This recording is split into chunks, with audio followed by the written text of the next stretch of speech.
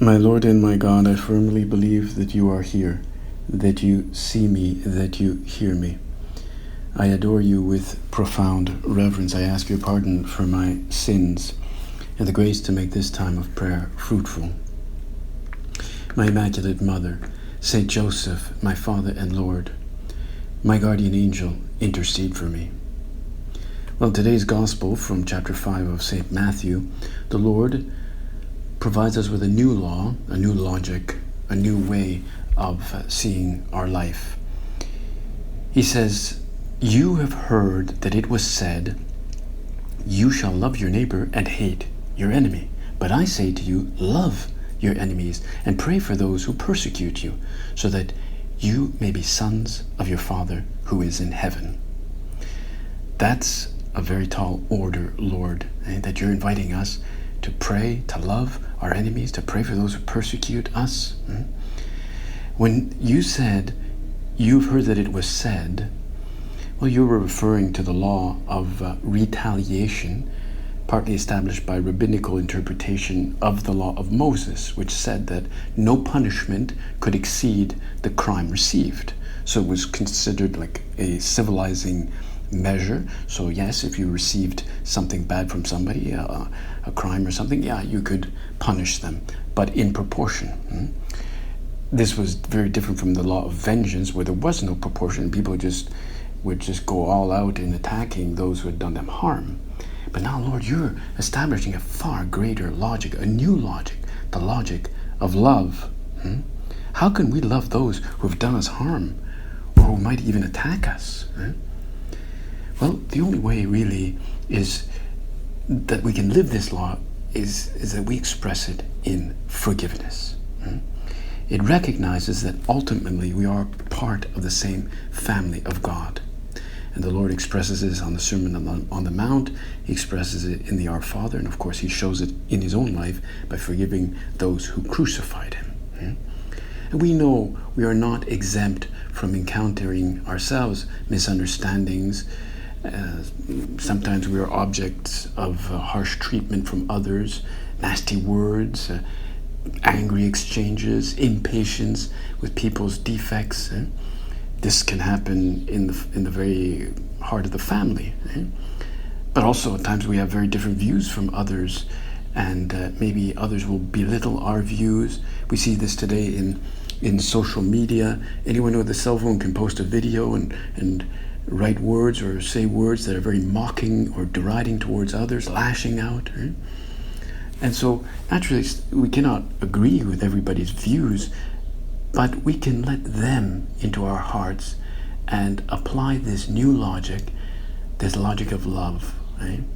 No matter what religion or what they believe or what they have done, aren't they too part of the family of God? Lord, help me to understand this logic. Let's see now, in this time of prayer, who we might forgive. Either people close to us or others, well, that we've never met, that we have very different worldviews from. And we could start with the principle that we should not consider anyone our enemy, no matter what they may have done. Nobody, Lord Jesus, nobody is my enemy. So that I can ask forgiveness to anyone, and I offer my forgiveness to anyone. Perhaps you read the famous novel by Erich Maria Remarque called All Quiet on the Western Front, a German novel from the 1920s that was written right after the First World War. It's an anti-war novel, very powerful novel, with this main character. His name is Paul Baumer, who was a German infantry soldier, and he's sent in with new recruits to give support to these older troops, and he experiences very heavy fighting in the trenches, and some of his comrades are killed, and so at one point they go and attack a cemetery, and during this intense hand-to-hand fighting, Paul is separated from his company and forced to hide in a shell hole, and then a French soldier jumps into the same shell hole with him, and instinctively he jumps up and stabs him. And as the man dies of this slow and painful death, Paul is just overcome with remorse for having hurt him. And he feels again that this enemy soldier is actually no enemy at all, but rather just a victim of war like him. And he finds the man's personal items, and he finds that his name was Gérard Duval, and he finds a photo of his wife and his children. And so all night he's desperately trying to help him and bringing him water and trying to stop him from dying. And he just cries bitterly when he does indeed die. And he asks the dead body to speak, to forgive him. It's a very heart-wrenching scene about just the futility of war, right? And of course, dead bodies cannot forgive. This is true. But God can forgive.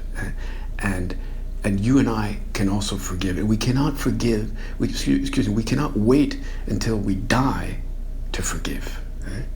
In this story, Paul wants to hear the words of forgiveness. And indeed, the words of forgiveness are indeed sweet words, more beautiful than any other words that we might be able to offer anyone we think has offended us. So let us not wait to forgive, because otherwise it could become harder and harder.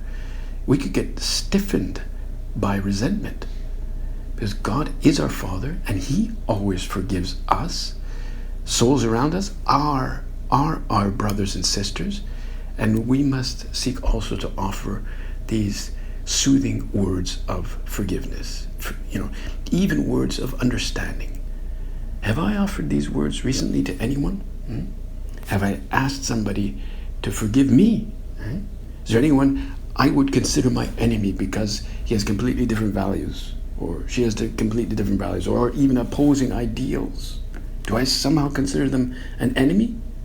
Lord Jesus, we ask you now, teach me this logic.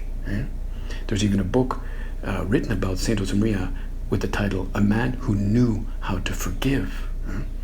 He said, I haven't needed to learn how to forgive because the Lord has taught me how to love.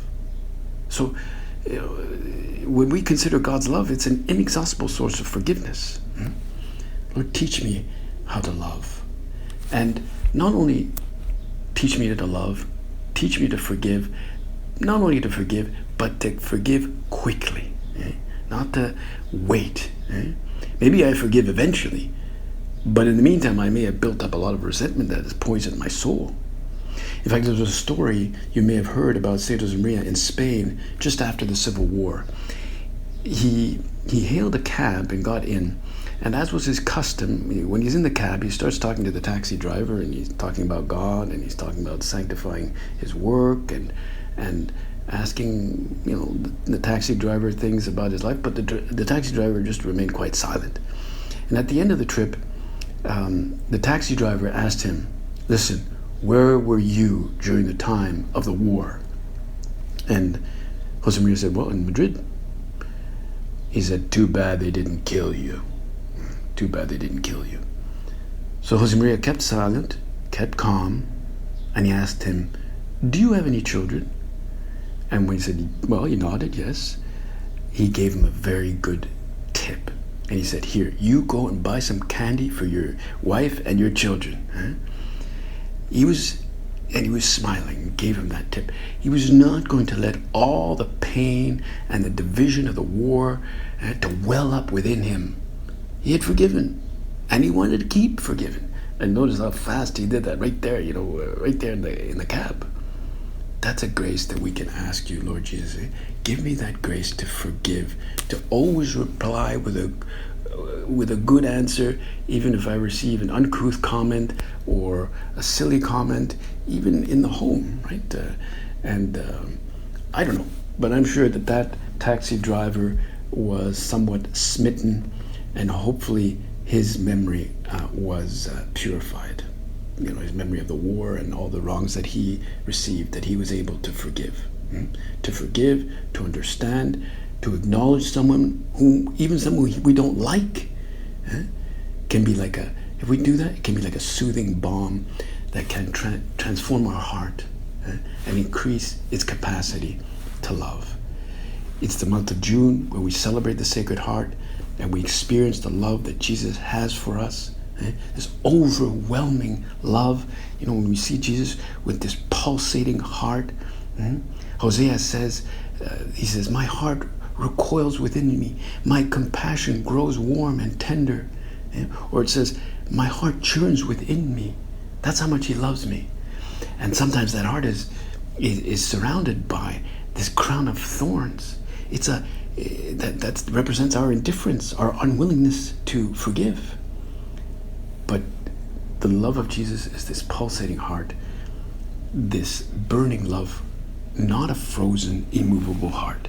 Let us ask for that, so that we acquire that new logic of love. I thank you, my God, for the good resolutions, affections, and inspirations you've communicated to me in this time of prayer. I ask your help to put them into effect. My Immaculate Mother, Saint Joseph, my Father and Lord, my guardian angel, intercede for me.